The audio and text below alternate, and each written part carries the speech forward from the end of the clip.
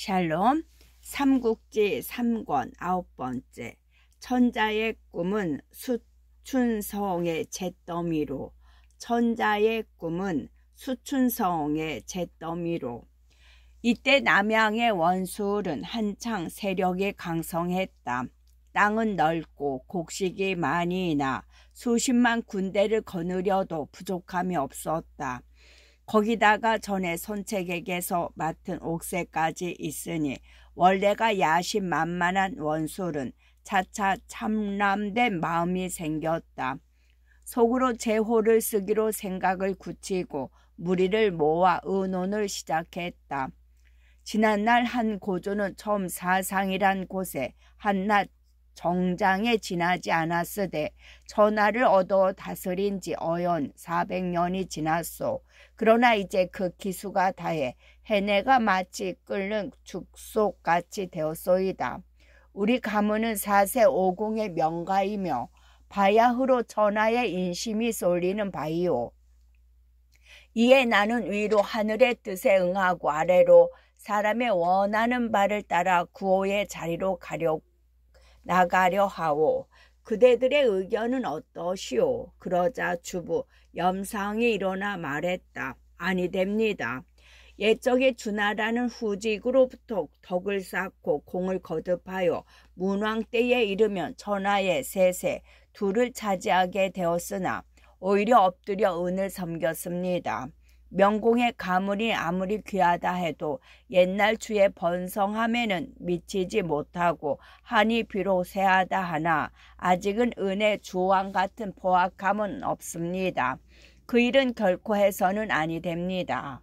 말인즉 마디마디 옳았다. 그러나 이미 마음을 정한 원술이라 그 옳음을 알아들을 리 만무였다. 오히려 노한 기색으로 답했다. 우리 원신은 원래 진나라에서 나왔고 진은 또한 대순의 후예다. 오행으로 따지면 토에 해당되니 내가 화에 해당되는 한을 이으면 그것은 토로 화를 잇는 게 되어 이치에도 맞다. 또 참결에 이르기를 한을 대신할 자는 도구라 하였는데 내 자가 공로이니 로는 곧 도와 통하는 바라. 정이 그 참결에 들어맞는다. 그뿐인가? 내게는 또 전구 오세가 있다. 이는 하늘이 주신 것이라. 내가 제 위에 나아가지 아니하면 오히려 하늘을 저버린 일이라 할 것이다.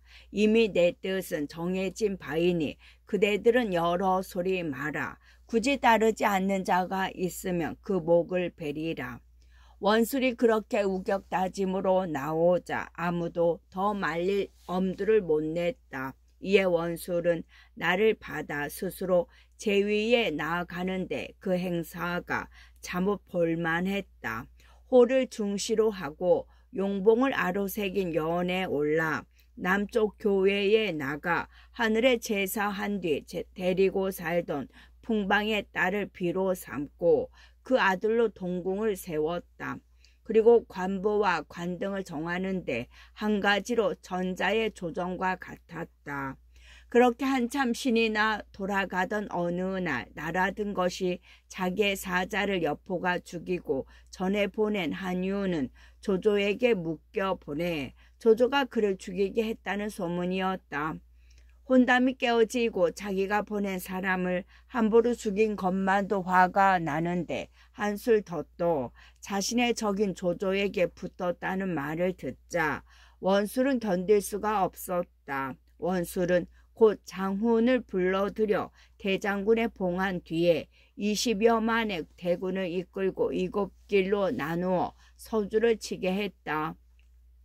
제1로는 대장군 장훈이 이끄는 부대로 가운데를 막고 제2로는 상장 교유, 제3로는 상장 진기, 제4로는 부장 뇌바, 제5로는 부장 질란, 제6로는 항장 한섬, 제7로는 항장 양봉이었는데 각기 좌우로 갈라 나아가게 했다. 그리고 연주 자사 금상으로 대위를 삼아 그들 7로 군의 군량과 마초되는 일을 보살피게 했다. 금상은 원래 원술의 사람이 아니었다. 거기다가 이제는 황제까지 참칭하니 더욱 그 명을 받들려 하지 않았다. 그러나 성난 원술은 그를 죽이고 기령을 대신 진로군의 도구 응사로 삼았다. 원술도 스스로 3만군을 이끌고 이풍, 양강, 악취 세 사람을 최진사로 삼아 그들 7갈래 대군의 진병을 재촉게 하는 한편 변화에 따라 뒤에서 호응하게 했다. 형식도 전자의 친정과 비슷하고 기세도 대단했다. 소문을 듣고 놀란 여포는 사방으로 사람을 풀어 원술의 형세를 살피게 했다. 며칠 안 돼 속속 정갈이 들어왔다. 적의 대장 장훈이 이끄는 군사는 큰 길로 달려 서주로 오고 있습니다. 상장 교우의 군사는 소패를 취하려는 듯합니다. 상장 진기의 군사는 기도로 몰려오고 있습니다. 부장 내부의 군사는 낭야로 쏟아져 들어옵니다. 진란의 군사는 갈석 쪽으로 향하는 것 같습니다.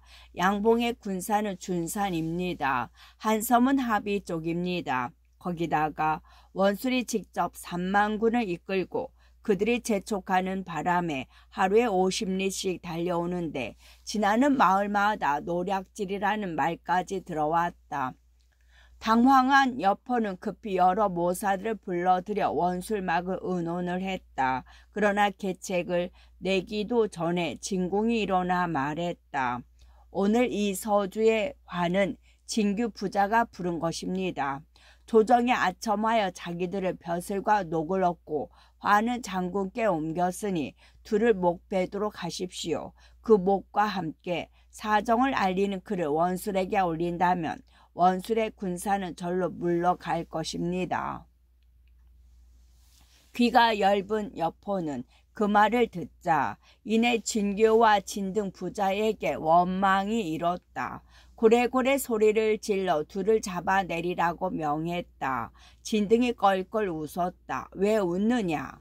워낙 그의 태도가 자신 있게 보여 문득 기이한 느낌이 든 여포가 물었다.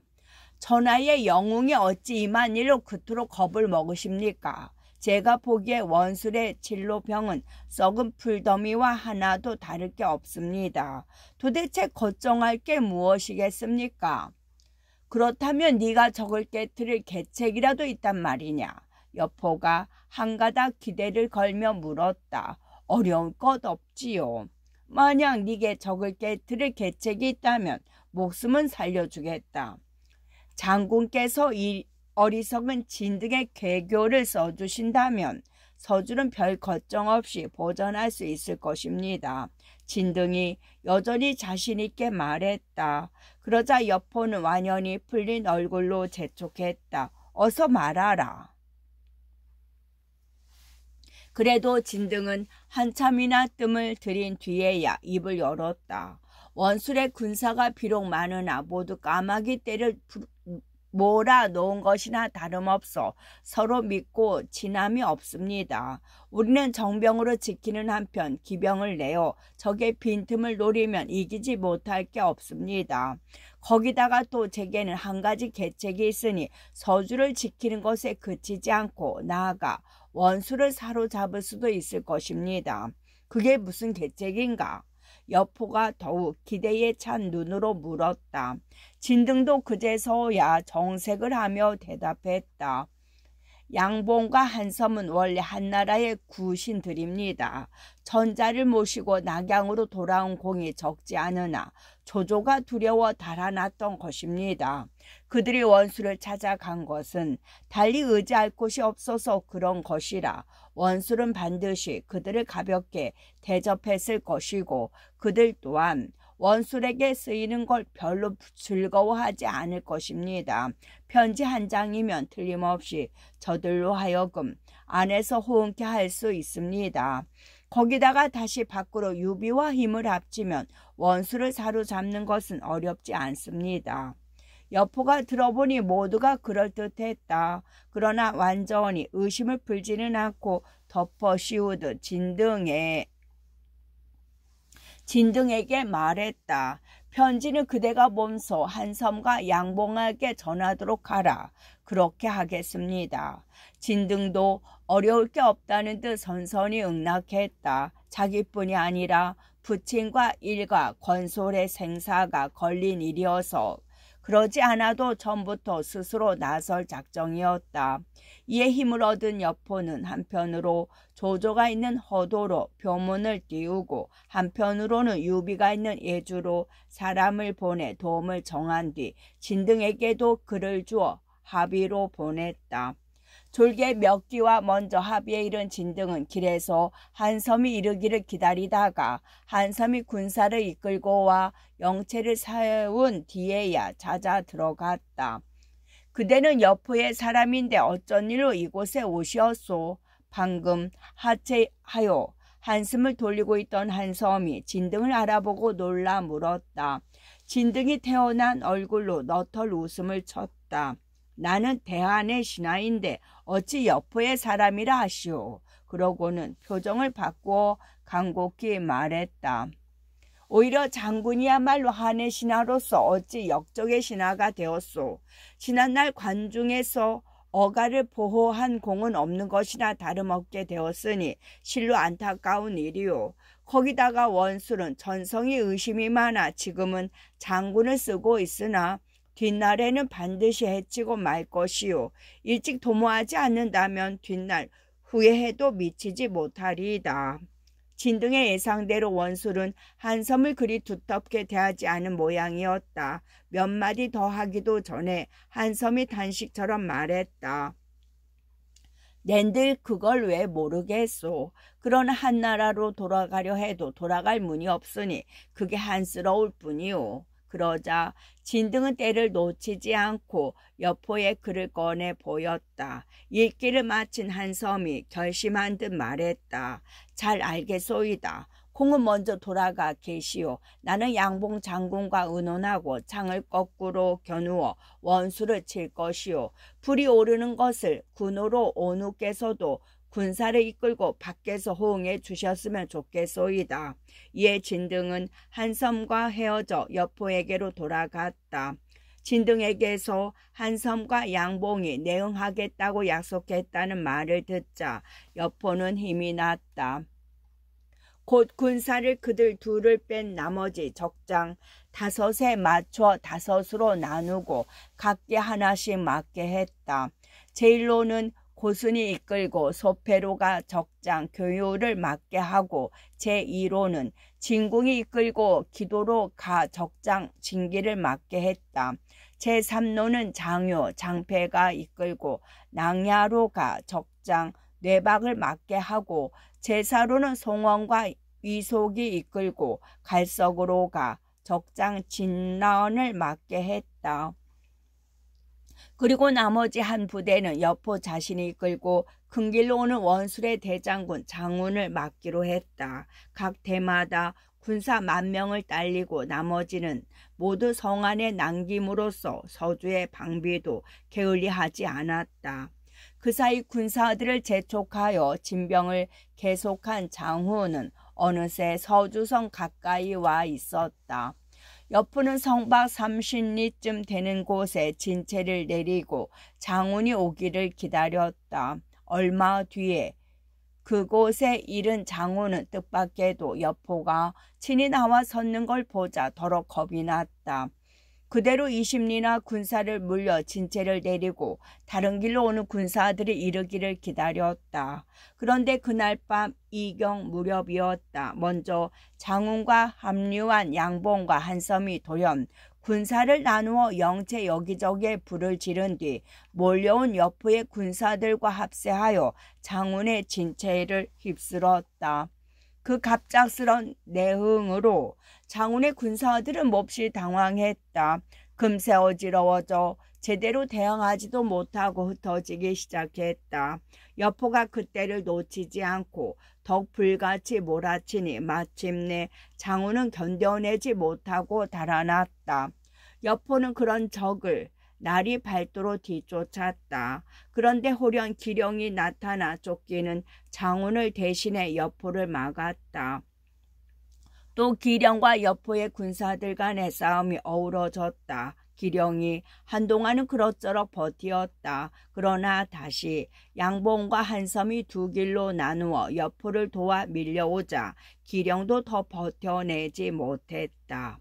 기령이 져서 쫓겨가는 걸 보자 여포는 더욱 신이 나 뒤를 쫓았다. 그렇게 쫓고 쫓기기를 얼마나 했을까? 여포가 군사들을 몰아 한 상구비를 도는데 갑자기 수많은 군마가 나타나 길을 막았다. 문기가 열리는 곳을 보니 그 안에서 한때의 인마가 나오는데 용봉과 1월을 수놓은 깃발을 앞세우고 사방에는 요란한 전기가 나부끼고 있었다. 그 가운데 다시 천자의 의장인 금과 은부와 황홀 백모가 벌려지고 황나 조금으로 된 일산을 받쳐 쓴 원술이 나타났다. 원술의 모습은 한층 볼만했다. 온몸에 번쩍이는 금갑을 두르고 겨드랑이 아래로는 두 벌의 보검을 걸고 있었다. 이 주인을 배반할 종놈아. 원술은 진 앞에 나서기 무섭게 큰 소리로 여포를 꾸짖었다. 그 말에 성이 날 대로 난 여포는 대답도 없이 화극을 끼고 원술을 덮쳐갔다. 원술 쪽에서 이풍이 또한 창을 꼬나들고 기세 좋게 달려 나왔다. 제 주인이 보는 앞이라 이풍은 힘을 다해 싸웠으나 애초부터 여포의 적수가 아니었다. 겨우 삼합을 어울리고 여포의 화극에 손을 찔러 창을 버리고 달아났다. 여포는 틈을 주지 않고 군사를 휘몰아 원술의 진체를 덮쳤다. 원술의 군사들은 금세 큰 혼란에 빠졌다. 한번 싸워보지도 않고 되돌아서서 달아나기 바빴다. 그러다 보니 금과 은 보고 황홀 백모고 챙길 틈이 없었다. 여포의 군사들이 걷어들여 보니 그 잘난 천자의 의장만도 여남은 수레가 넘었다. 한편 원술은 패군을 이끌고 정신없이 쫓기다가 어느 산기슭에 이르렀다. 여포의 추격이 느슨해진 걸 보고 한숨을 돌리려는데 호련 산 뒤편에서 한때의 군마가 나타나 길을 끊었다. 앞에는 한 장수가 서 있는데 대추빛 얼굴에 봉의 눈이요 긴 수염에 80근 정령도를 비껴들고 서 있었다. 다름 아닌 관우였다. 감히 조노를 칭한 역적놈아, 얼른 돌아와 죽음을 받지 못하겠느냐. 관우가 그렇게 외치며 정령도를 겨누니 원술은 간이 공할 만큼 오그라들었다.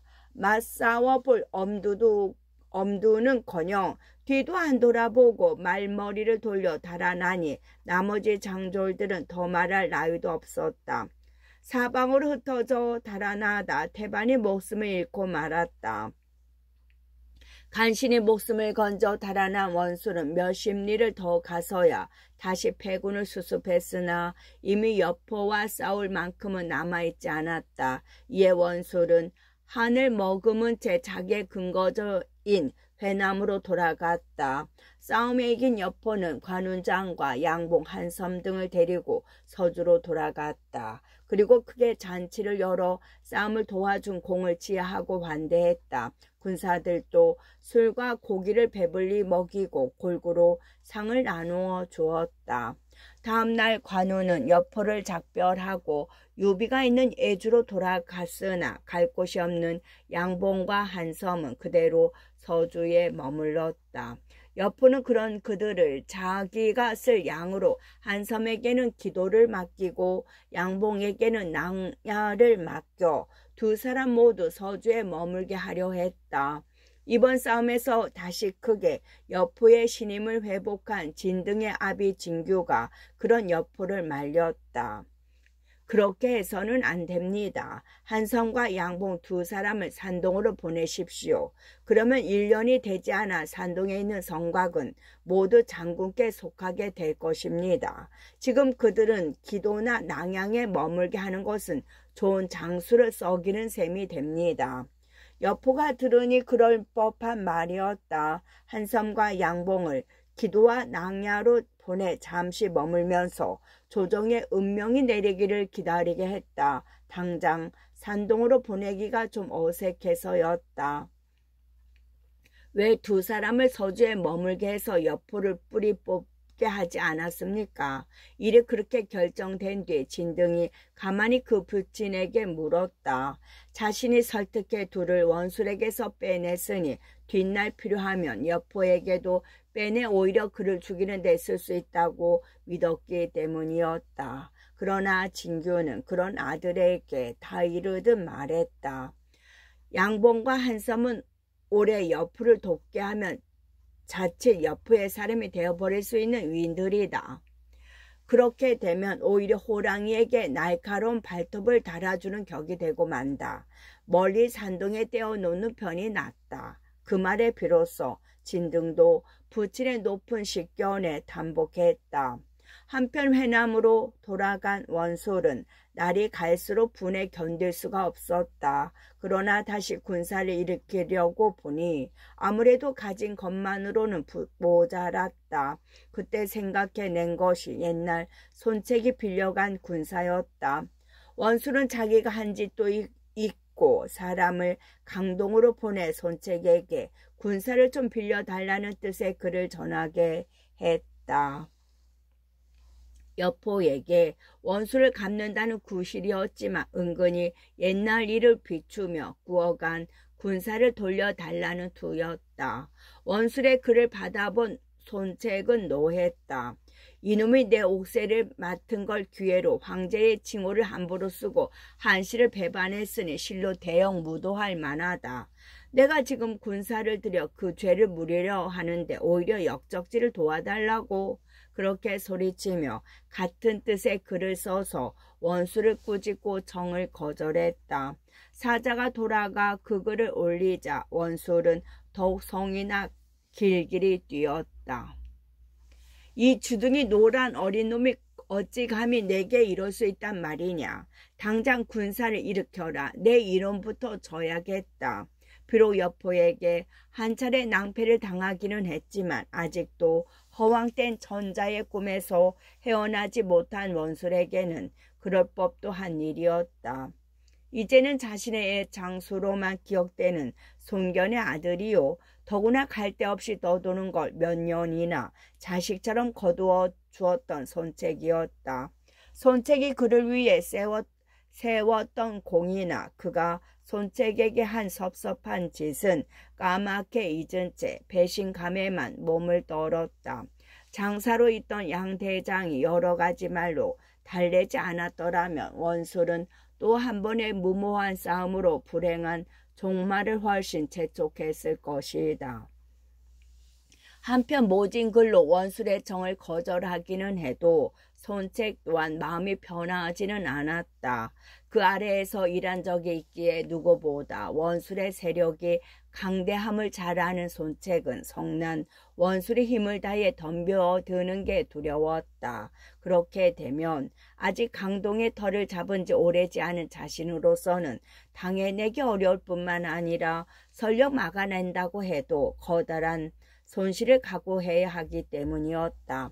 따라서 그를 보낸 즉시로 원술의 군사가 몰려오는 걸 막기 위해 군사를 점거한 손책은 강어귀로 내려가 지켰다. 그런데 호련 조조의 사자가 이르러 손책에게 회계 퇴수를 내린다는 전자의 조서와 함께 군사를 일으켜 원수를 치라는 명을 전했다.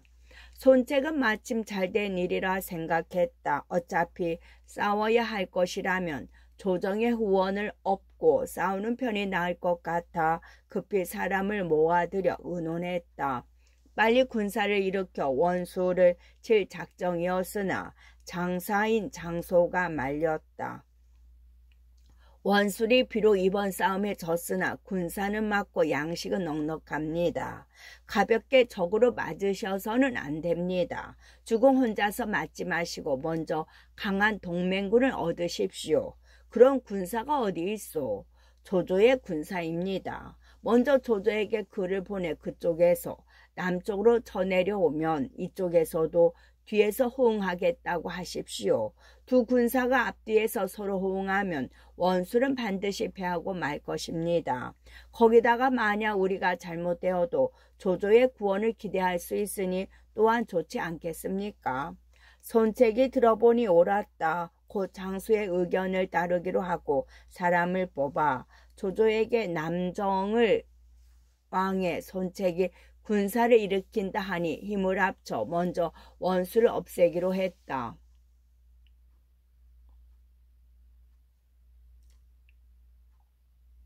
남정을 권하는 그를 보내게 했다.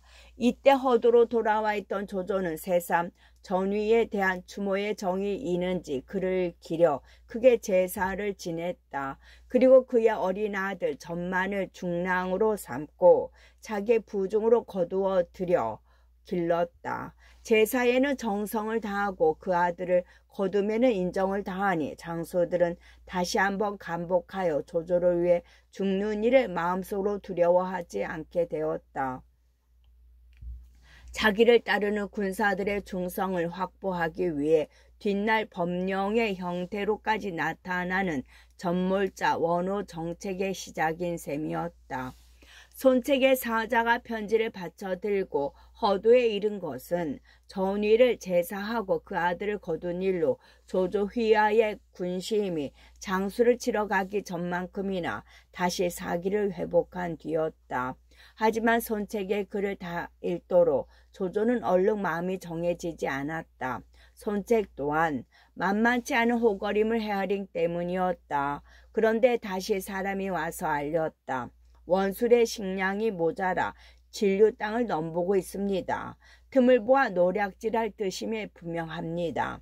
그 말을 듣자 드디어 조조도 마음을 정했다. 아무래도 원수를 먼저 없애지 않으면 다음에는 허도까지 노릴 것 같았기 때문이었다.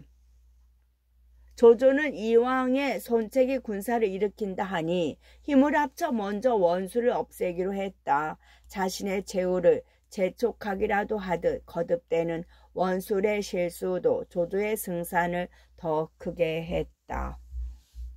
원술의 실수란 비슷한 시기에 너무도 많은 적을 만든 일이었다. 충분히 자기 사람으로 잡아둘 수 있는 손책을 잃은 것으로부터 원래 공소창과 함께 자기 편이었던 유비를 적으로 삼은 데다 다시 여포와 원수가 되고 이번에는 조조까지 건드리고 말았다. 물론 난세에 있어서는 친함과 멀어짐이며 모이고 흩어짐이 한 가지로 무상하지만 그래도 중요한 원칙은 있다. 마지막 둘이 남을 때까지는 적보다 친구가 많아야 한다는 것과 강한 적 하나보다는 약한 적 여럿이 더 무섭다는 것이다. 그런데 원술은 그걸 어기고 말았다. 세력이 커지면서 생긴 오만과 섣부른 칭제가 가져온 화였다. 이제 그의 동맹 세력이라 할 수 있는 것은 북방에서 원소에게 묶여있는 공소찬과 남쪽에서 스스로를 지키기에만 급급한 유표 정도였다. 조조는 조인에게 허도를 지키게 하고 나머지 전 병력을 들여 남하하는 한편 원술의 그 같은 약점을 최대한 이용했다. 유비와 여포까지도 싸움에 끌어들인 것이었다. 실로 원술로서는 생각지도 못했던 결과였다. 조조만 해도 마보병 합쳐 17만에 따르는 수레만도 천여 채나 되는 데다 강동에서는 손책이 올라오고 서주에서는 여포가 그리고 예주에서는 유비가 모조리 조조의 편이 되어 몰려들기 시작했다. 조조와 유비가 만난 것은 예장의 경계 부근이었다. 군사가 적은 유비가 먼저 와 조조를 맞았다. 조조가 유비를 자신의 영체로 불러들여 만나는 예를 끝내기 바쁘게 유비가 사람의 목 둘을 바쳤다. 이게 누구의 몫이요? 조조가 놀라 물었다. 유비가 조용히 대답했다. 한섬과 양봉의 목입니다. 어떻게 얻으셨소? 조조가 뜻밖이기도 하고 기쁘기도 하다는 표정으로 다시 물었다. 자신이 처음 낙양으로 들어갔을 때 가장 먼저 반발하고 떠난 게 그들 둘이었다. 하지만 또한 그들은 여포의 사람이 되었다고 들었는데 한편인 유비에게 목이 떨어졌기 때문이었다. 유비가 무슨 수로 그들을 죽였는지는 모르나 묘하면서도 여포의 사람이라 그들 둘을 죽일 수 없었던 조조로서는 기쁘지 않을 수 없었다. 여포가 저들 두 사람을 시켜 기도와 낭양 두 현에 가 있게 하였던 바 저들이 함부로 군사를 풀어 백성들을 약탈하는 바람에 원망이 잠옷 높았습니다. 이에 비는 술자리를 열고 의논할 일이 있다는 구실로 저들을 정해 들인 뒤 술잔 던지는 걸 군호로 관우와 장비 두 아를 시켜 둘을 죽여버렸습니다. 그리고 거느리던 졸개들도 모조리 항복을 받아 백성들의 원망은 가라앉게 하였으나 여포가 제 사람이라 믿고 있는 저들을 함부로 죽여 승상께 심려를 끼쳐드리지 않을까 두렵습니다. 이에 특히 찾아와 죄를 정하는 바입니다. 만약 이를 계략으로 본다면 실로 간흉, 개독이 다 포함된 무서운 계략이었다. 유비는 그 둘을 죽임으로써 조조의 환심을 사는 한편 그대로 두면 여포의 힘을 더할 위험 요소를 사전에 제거했을 뿐만 아니라 그 졸개를 거두어 자기의 힘에 보탰다. 거기다가 살해의 방식도 자기에 대한 그들의 믿음을 악용한 비열한 암살이었다. 유일하게 유비를 변호해 줄 수 있는 것은 그들 둘이 백성들을 약탈한 일이었지만 그것도 당시로서는 반드시 죽을 죄가 아니었다. 그런데도 이상한 일은 한결같이 유비의 그 같은 행동을 의롭게 해석하고 믿는 것이었다. 평소에 그를 둘러싸고 있는 크고 환한 품격에서 비롯된 것이리라. 조조도 그랬다. 마음 한구석에는 석연치 못한 데도 있었으나 그를 사로잡는 것은 유비가 믿고 싶은 기분이었다. 유비를 믿고 싶은 기분이었다. 그대는 국가를 위해 해로운 것을 없앴으니 실로 큰 공을 세운 것이요. 어찌 그 일을 죄라 말할 수 있겠소. 여포에게는 내가 잘 말씀해 드리리이다. 오히려 그렇게 유비를 치하하고 수고로움을 위로해 주기까지 했다. 그런 다음 유비가 이끌고 온 군사들과 자신의 군사를 합쳐 여포가 기다리는 서주로 향했다. 여포 역시 군사를 이끌고 서주 경계까지 조조를 마중 나왔다. 조조는 좋은 말로 여포를 얼른 뒤에 선심이라도 쓰듯 덧붙였다. 이번에 폐하께서는 공께 좌장군을 내리셨소. 역적을 치러 군사를 이끌고 나오는 길이라 인수를 전해드리지 못하나 허도로 돌아가면 그 사람을 시켜 보내드리겠소. 여포는 조조의 그 같은 말에 몹시 기뻤다. 자기가 원한 것은 서주목에 지나지 않았는데 좌장군이란 높은 벼슬이 내려졌기 때문이었다. 거기다가 조조의 엄청난 군세를 보자 역시 원수를 버리고 조조와 손잡기를 잘했다는 생각이 들었다.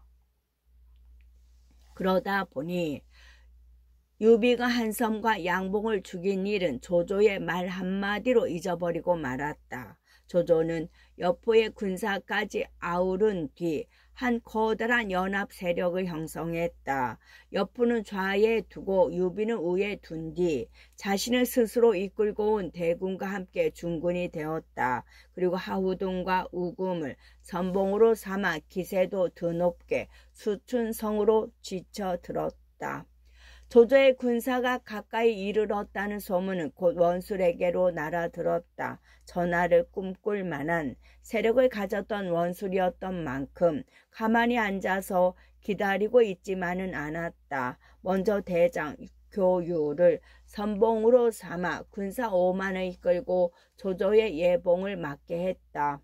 두 군사가 맞부딪힌 곳은 수촌으로 접어드는 경계 부근이었다. 교유는 선봉장답게 먼저 말을 몰아 나갔다. 조조 쪽에서도 역시 선봉장인 하후돈이 창을 끼고 말을 달려 나왔다. 양편 군사가 지켜보고 있는 가운데 두 선봉장은 거세게 부딪혔다. 그러나 애초부터 교훈은 하우돈의 적수가 못되었다. 겨우 3합을 어우르기도 전에 하우돈의 창에 찔려 말 아래로 떨어졌다. 그러지 않아도 조조의 엄청난 세력에 겁을 먹고 있던 원술의 군사들은 자기들의 대장이 한싸움에 죽는 걸 보자 싸울 마음이 없었다. 한결같이 장자루를 거꾸로 쥐고 성 안으로 도망치기 바빴다. 그 뒤를 조조의 군사가 기세를 올려 쫓으니 원술의 군사는 대패하고 말았다. 저 싸움에 낭패를 보고 성 안에 갇힌 원술은 심란했다. 그런데 또다시 반갑자는 파발이 날아들었다. 배를 타고 강을 거슬러 온 손책의 군사가 수춘성 서편에서 공격을 시작했다는 것이었다. 뒤이어 급한 전갈이 꼬리를 물었다. 여포가 군사를 이끌고 성 동쪽에서 공격을 시작했습니다. 유비는 관우 장비와 함께 장조를 몰아 성 남쪽을 기어오르려 합니다. 조조는 자신의 17만 대병으로 성 북쪽을 휩쓸고 있습니다. 원수는 놀라다 못해 정신이 어지러울 지경이었다. 급히 문무 여러 수하들을 불러 모으고 물었다. 지금 조조의 형세가 대단한 데다 여포, 순채, 유비까지 한 통속이 되어 이 수춘성을 에워싸고 있으니 어찌하면 좋겠는가. 경들은 좋은 계책이 있으면 기탄 없이 말하라. 그래도 끝.